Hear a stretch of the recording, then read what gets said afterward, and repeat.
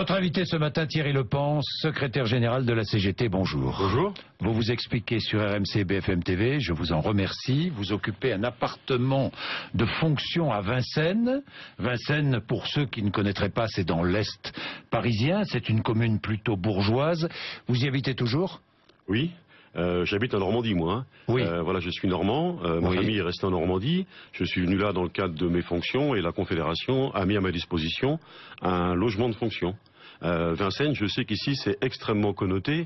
Quand on habite Caen, Lille ou Grenoble, vous savez, Vincennes, ça reste un quartier. Oui, le trésorier a quand même dit, je préfère loger le secrétaire général de la CGT à Vincennes qu'à Aubervilliers ou ailleurs en région parisienne. Oui, je pense que c'est une erreur de dire une chose pareille. Voilà. Oui. C'est insultant pour les habitants d'Aubervilliers et de ce qu'on appelait historiquement la banlieue rouge. Oui. Porte de Vincennes, c'est près de la porte de Montreuil. Oui. C'est près du bureau que j'occupe et du siège de la CGT. Alors voilà. vous y habitez toujours ? Ça fait partie des choix. Combien de mètres carrés ? Mais écoutez, j'ai lu dans la presse qu'il y avait 130 mètres carrés. 120. 120, la vérité. Avait dit le Canard enchaîné. Voilà, la vérité c'est que ça en fait 79. Oui. C'est un logement de 3 pièces dans lequel il y a eu 105 000 euros de travaux qui ont été effectués. Ah, je vais y revenir. Globalement. Pour quel loyer ? Quel loyer ? Je crois que c'est 2 000 euros. Ouais. Vous croyez parce que c'est pas vous qui payez le loyer. Non, non, c'est la Confédération. C'est la Confédération qui paie. C'est le loyer du marché, à peu près. Hein. C'est pas ce que nous disait le trésorier de la CGT qui parlait de 120 mètres carrés. C'est lui qui le disait, pardon. Non, c'est le Canard enchaîné. Lui, il n'a jamais dit que ça faisait 120 mètres carrés. Il n'a jamais démenti, il n'a jamais dit que ça faisait 79 mètres carrés. Pourquoi ? Parce qu'il justifiait, peut-être, parce que s'il a quand même dit, oui, mais c'est en dessous du montant habituel des loyers. C'est pas vrai. Pas du tout. Moi, je n'en sais rien. Voilà. Ouais, moi, je ne suis pas. Je suis promoteur immobilier. 79 mètres carrés, 2000 euros, c'est le prix à Vincennes. Oui, je ne sais logique. pas. Moi, voilà. Bon, c'est le prix logique. C'est ce que nous sommes. C'est ce que nous sommes en train de regarder en ce moment. Bon, c'est peut-être pour justifier le montant des travaux, parce que 105 000 euros. Est-ce que vous saviez que l'appartement venait d'être refait à neuf ? Écoutez, non. Moi, j'ai visité l'appartement avant les travaux. Alors, je comprends que le propriétaire, comme tous les propriétaires, nous disent que l'appartement était habitable. Et pas un propriétaire qui dit je loue un appartement mais il n'est pas habitable. Les peintures ont été refaites, des moquettes installées, parfait pour un jeune couple, dit le propriétaire et l'agence. Oui, j'ai entendu ça. Propriétaires. J'ai entendu cette formule, enfin je l'ai lu dans la presse. Vous l'avez lu dans Moi je ne connais pas le propriétaire, je ne connais pas l'agence. Quand j'ai visité l'appartement, il y avait une moquette, j'aurais dû vous en ramener un morceau. Bon, on l'a pas gardé, mais non, il fallait vraiment refaire des travaux. Oui, il fallait refaire les travaux, des travaux importants. Voilà, des travaux de sécurité, des travaux de volets par exemple. Bon, voilà, il y avait plein de choses à refaire dans cet appartement. Oui, tout a été refait. Oui. Nouvelle peinture, parquet flottant, enfin, et tout le reste, tout le confort. Mais bon, le confort habituel, chênifié, écran plat, machine à café, le confort habituel des toilettes, vaisselle neuve. C'est vrai que vous avez renoncé. La vaisselle qui vient de chez Ikea. Oui. Est-ce que vous avez renoncé à, je sais pas moi, un home cinéma et une cave à vin ? C'est ce que j'ai lu aussi dans les journaux. Moi, j'avais proposé une cave à vin ou un home cinéma. J'ai vu ça dans la presse. J'ai une télévision, la même qui est ici. Voilà. Enfin, 105 000 euros pour 79 mètres carrés, ça vous paraît beaucoup ? Oui, ça me paraît beaucoup et c'est pour ça que j'ai demandé à ce qu'il puisse y avoir une enquête sur la nature des travaux, le montant des travaux. Ce qui me paraît mais vous avez important. Demandé ces travaux ou lorsque vous avez vu cet appartement, vous avez demandé les travaux ? Non, moi j'ai rien demandé du tout. J'ai demandé à pouvoir vivre dans un appartement correct. Voilà. Oui. Après, moi je n'ai pas suivi les travaux, c'est pas mon rôle dans la CGT. Ça veut dire quoi ? C'est le trésorier qui a fait du zèle ? Ça pose un problème. Allez-y. Ça pose un problème. C'est un problème de fonctionnement interne dans la CGT. C'est que l'administrateur aujourd'hui a en charge l'ensemble de ses responsabilités et que ça n'est pas débattu collectivement. Je pense que si nous avions débattu collectivement, on n'aurait pas fait 105 000 euros de travaux dans un appartement en location. Voilà. Où on aurait acheté. Le propriétaire est content. Où on aurait fait moins de travaux. Voilà. Oui, il fallait l'acheter. C'était plus intéressant pour la CGT. Pardonnez-moi. Ou l'acheter ou en trouver un dans de meilleures conditions. Oui. Qui a pris la décision d'ailleurs d'engager les travaux ? C'est l'administrateur de la CGT. C'est l'administrateur de la CGT, sans jamais vous en référer. Non, bien sûr que non. Et vous êtes pas surveiller ça. Non, mais attendez, vous occupez d'autre chose. Bon, il y a eu faute ou pas dans cette affaire? Oui, je pense qu'il y a eu faute. Bien sûr qu'il y a eu faute, oui. On n'investit pas comme ça 105 000 € dans un appartement qui est en location. Voilà. Donc, je pense que les choses n'ont pas été regardées de près, qu'il a fallu faire dans l'urgence, qu'ils ont voulu toutes et tous faire bien, voilà, et que le climat de confiance qui règne habituellement dans la CGT est quelque chose d'important. Mais Thierry Lepant, franchement, ça fonctionne mal, la CGT. Franchement, quand on fait... Franchement, vous avez de l'argent à dépenser, pardonnez-moi. On est pour l'immobilier, ça c'est sûr. Ça, vous n'êtes pas doué, ça c'est sûr. Oui, ça, non, mais ça c'est sûr. Mais vous avez aussi de l'argent à dépenser, parce que... Dans le budget de la Confédération, c'est pas une somme importante. C'est une somme importante pour les gens qui nous regardent. Ça vous choque ou pas, quand même, cette histoire? Oui, ça me choque, bien sûr. Franchement. Bien sûr, ça me choque, bien sûr. Je l'ai dit hier au Comité confédéral national. C'est choquant, voilà. Et je comprends que des syndiqués de la CGT, que des salariés soient choqués. Voilà, ce qu'il faut, c'est qu'on puisse tirer enseignement de tout ça et prendre des décisions plus collectivement. Oui, vous n'avez commis aucune faute là-dedans. Qui, moi? Oui. Non, légèreté ou ne pas avoir vérifié? Non, j'aurais pu, mais attendez, il faut que je contrôle tout ce qui se passe dans la maison confédérale. Je ne suis plus secrétaire général de la CGT, je deviens contrôleur en chef. Oui. Quand j'ai quitté Saint-Nazaire, j'ai vendu ma maison, j'en ai racheté une autre, un pavillon de banlieue dans une commune dortoir de la région parisienne, et je ne le regrette pas. Ce n'est pas moi qui le dis, c'est le secrétaire général de la CFDT. Oui. Oui. Oui, il a fait le choix de déménager. Voilà. Il a fait le choix de venir avec son épouse habiter à Paris. C'est pas le choix que j'ai fait. Voilà. Moi, on n'a pas le même âge, Laurent Berger et moi. Et moi, je veux rester normand. Voilà. Je veux pouvoir rentrer le samedi ou le dimanche chez moi. Ma famille est restée en Normandie. Donc, j'ai pas fait le choix de venir habiter à Paris. C'est la première fois dans l'histoire de la CGT qu'un secrétaire général vient de province. Vient de province. Thierry Lepant, certains vous en veulent. Vous n'avez pas que des amis à la CGT, hein, franchement. Comme tous les dirigeants. Vous savez, parce que on commence à fouiller votre passé, on commence à s'interroger sur vos relations avec Alfred Sirven, avec les dirigeants de Moulinex, vos liens avec la franc-maçonnerie. Vous êtes franc-maçon? Mais non, bien sûr que non. Ça fait 2 ans maintenant que je lis ça partout dans la presse. Je n'ai absolument aucun lien avec la franc-maçonnerie. Voilà. Je ne connais pas de franc-maçon. On m'a prêté le fait d'être dans une loge en Normandie. Enfin bon, voilà, rien du tout. Voilà, rien, absolument rien. Vous restez secrétaire général de la CGT? J'ai été élu par le Congrès jusqu'au prochain Congrès. Bien. Vous serez candidat à un nouveau mandat? Je l'ai dit à votre confrère il y a quelques semaines. Peut-être est-ce d'ailleurs ce qui a déclenché toute la polémique. J'ai dit que si la direction confédérale me proposait de faire un nouveau mandat, ça sera soumis bien évidemment à la direction confédérale et au Congrès, mais que je n'évacue pas la question. Ça veut dire que vous pourriez être candidat? Ça veut dire que je pourrais être candidat. Oui. Vous avez envie? Écoutez, plus que jamais aujourd'hui ou moins que jamais? Je pense que la CGT est attendue sur ses résultats. Elle est attendue sur le rapport qu'on entretient avec les gens. Elle est attendue sur... elle est considérée par les gens comme étant le dernier rempart au libéralisme et à la politique que veut imposer au pays Pierre Gattaz. On va en parler. On va en parler. Mais vous êtes fragilisé quand même, non? Vous êtes fragilisé par cette affaire? Écoutez, moi je suis affecté par l'affaire, forcément. Mon nom circule partout, on parle plus des travaux dans l'appartement que j'occupe. On se moque de vous, que des salaires. Dit, la CGT, voyez comment la CGT traite son secrétaire général. Oui, il y en a quelques-uns qui jouent à ça, je pense que c'est dangereux. Et qui défend les travailleurs? Oui, je pense que c'est un climat qui est dangereux, qui est délétère, voilà. Et il faut que la CGT fasse ce qu'elle sait faire tout le temps, qu'elle se serre les coudes, qu'elle aille à la rencontre des salariés et qu'on réussisse enfin à développer les luttes dans le pays. Vous allez écrire à tous les... C'est vrai que vous allez écrire à... Oui, je vais m'adresser aux syndiqués de la CGT, bien sûr. À tous les syndiqués? Oui. Pour leur dire? Pour leur dire la vérité, voilà. Ce que vous dites ce matin? Oui. Ce que vous dites ce matin, on est bien d'accord? Oui, bien sûr. Vous n'avez rien caché? Non, j'ai rien caché. Bon. Je n'ai rien à cacher. Et vous n'avez rien à cacher. Bien, le financement des syndicats. Moi, j'aimerais en parler parce que Pierre Gattaz était mon invité jeudi dernier. Il dit, nous allons mettre sur la table le financement des syndicats. Il faut absolument que les syndicats soient financés par leurs adhérents. Et uniquement par leurs adhérents. Aujourd'hui, la CGT est financée quoi? 60-70% par l'État et les entreprises ou pas? C'est l'inverse. C'est l'inverse. Dans notre budget, 80% des sommes viennent des syndiqués. Des syndiqués. Oui. 100%, ce serait mieux? Je ne sais pas, mais... Vous êtes favorable ou pas? Moi, je suis favorable à ce que les syndicats de salariés puissent vivre, voilà, à ce qu'ils puissent travailler. Oui. On demande beaucoup aux syndicats de salariés, on leur donne peu, voilà. C'est un vrai problème dans notre pays, par exemple. Il n'y a pas de droit aujourd'hui pour les militants interprofessionnels, ceux qui sont dans les unions locales, unions départementales, les comités régionaux. Bon, ça pose un vrai problème de démocratie sociale. Oui, mais ça serait bien, non, que les syndiqués financent leurs syndicats?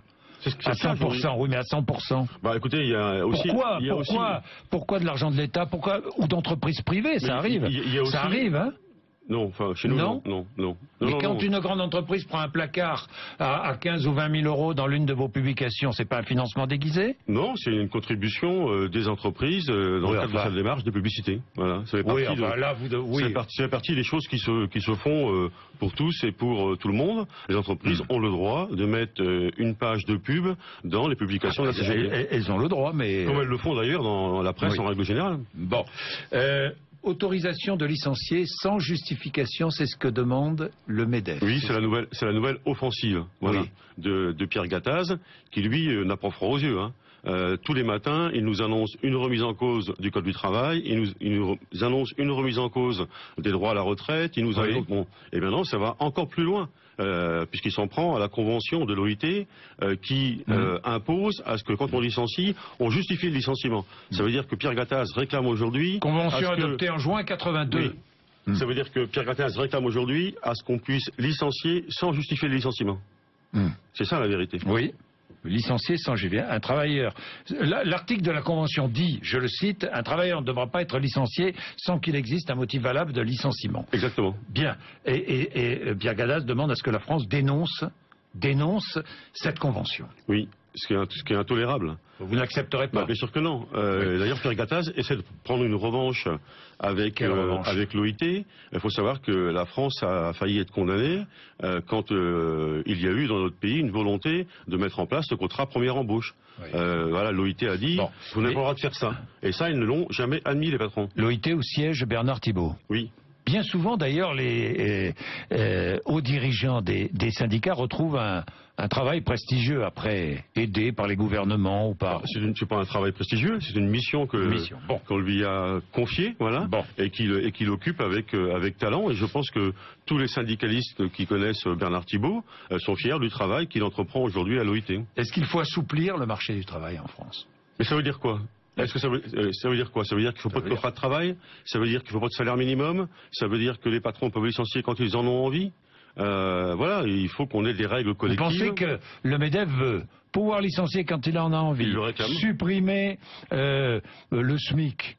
Il le réclame. Il le réclame. Et quoi encore? Vous pensez que c'est... Le MEDEF veut mettre à plat tout le système français? Mais écoutez, on a sorti une protection du salarié. Une affiche il y a quelques mois dans laquelle sur l'affiche il y avait un couteau dans le code du travail. Voilà. Je pense qu'aujourd'hui Pierre Gattaz a envie d'enlever toutes les pages qui le dérangent dans le code du travail. Oui, mais ce code du travail il est trop lourd. Non, vous en convenez, non? Non, le code du travail, il est protecteur pour les salariés. Chaque fois qu'on rajoute une page dans le code du travail, c'est pour enlever des droits aux salariés. Voilà. Donc, bon? Oui, bien sûr, bien sûr. Nous sommes pour un code du travail qui soit applicable et qui protège véritablement les salariés. Un contrat unique? Oui, c'est quoi un contrat unique? Je ne sais pas qui remplacerait le CDI et le CDD. Un CDI unique, quoi. Mais ce ne serait pas un CDI unique, ce serait un CDD unique. On voit bien l'offensive qu'il y a sur le contrat de travail. La question aujourd'hui, c'est que les patrons veulent nous faire travailler quand ils en ont envie et nous mettre au chômage quand ils le souhaitent. Un contrat de travail, c'est un contrat de travail. Et d'ailleurs, le rapport a été inversé. Il y a quelques années seulement, 80% des embauches se faisaient en CDI et 20% en CDD. C'est l'inverse aujourd'hui. Pas de contrat unique, pas d'autorisation de licenciement sans justificatif, là vous tenez bon là-dessus. Réforme du fonctionnement des prud'hommes pour raccourcir les délais de jugement, vous y êtes favorable ou pas? Oui, bien sûr, tout ce qui peut servir à l'intérêt des salariés, nous y sommes favorables. Les procédures sont beaucoup trop longues. Elles sont beaucoup trop longues parce que la justice est lente dans notre pays et que les prud'homales, c'est le parent pauvre de la justice. Mais derrière ça, c'est la remise en cause du vote des salariés que nous contestons parce qu'effectivement, nous n'admettons pas que les salariés ne puissent plus choisir leur juge. qu'est-ce que vous réclamez comme contrepartie au pacte de responsabilité? Alors, vous savez, nous nous sommes opposés au pacte de responsabilité. Oui, le pacte de responsabilité, c'est 41 milliards d'euros de cadeaux pour le patronat et des sacrifices pour les salariés. On le voit avec ce qui se passe en ce moment autour des allocations familiales. Voilà. Le pacte de responsabilité, contrairement à l'idée qu'on nous a vendue comme étant un donnant, c'est un donnant pour le MEDEF et un perdant pour les salariés.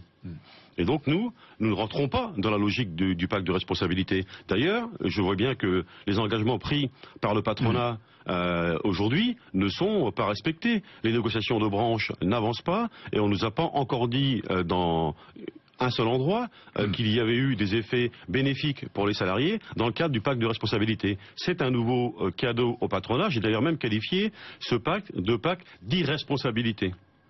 Hier, vous avez manifesté, enfin la CGT a manifesté dans le domaine des transports. C'est passé assez inaperçu, pardonnez-moi, mais non.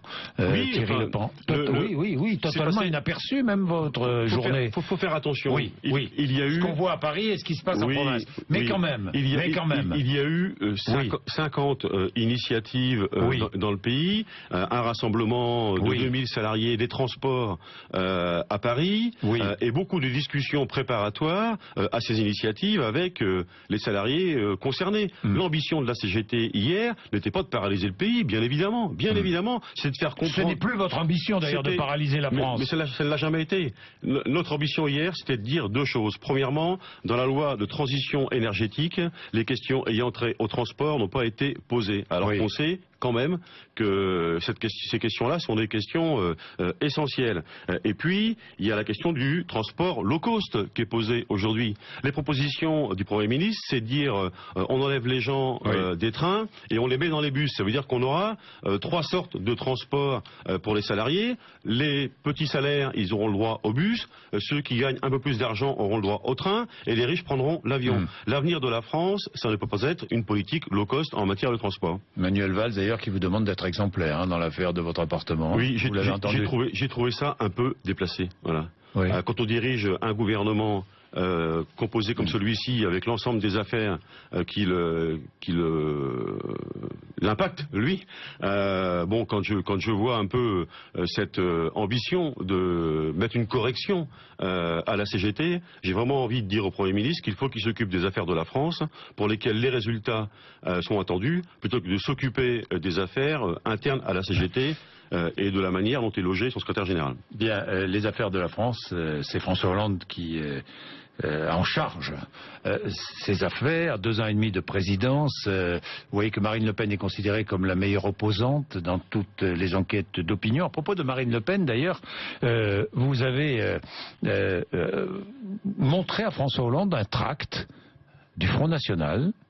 Vous avez raconté l'anecdote à François Hollande. C'est un tract du Front National que vous avez montré à des camarades de la CGT. Ils l'ont lu, vous leur avez lu, ils n'ont rien trouvé à redire. J'ai fait cette expérience plusieurs fois, en peu de temps. La lecture d'un tract fait par le Front National, distribué à la porte d'une entreprise.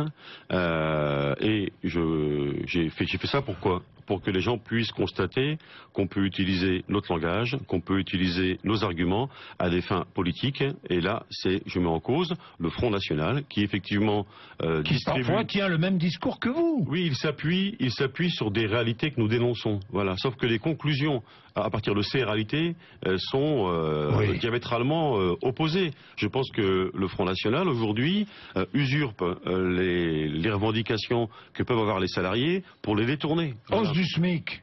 Oui, bien sûr. Vous êtes d'accord ? Oui, mais... ben oui, cadeau fait à Bruxelles, vous êtes d'accord? Mais oui, mais c'est tout le problème dans lequel... Pacte de responsabilité, vous le dénoncez comme le Front National? C'est tout le problème dans lequel nous sommes. Il ne suffit pas de dénoncer, il faut faire des propositions alternatives à la politique qui est mise en place. C'est ce que vous ne faites pas assez à la CGT? C'est ce qu'on essaye, c'est ce qu'on essaye de faire. C'est ce qu'on vous reproche? C'est ce qu'on essaye de faire et on est un peu seul à le faire.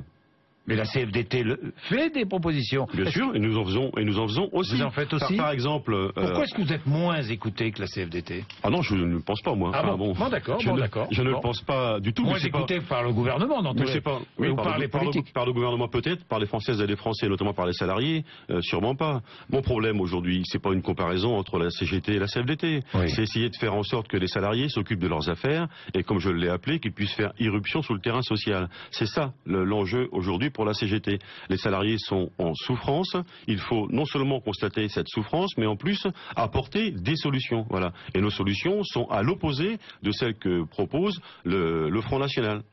Merci Thierry Lepant. Merci à vous. D'être venu nous voir ce matin. Merci. Il est 8h56. Vous êtes sur RMC BFM TV.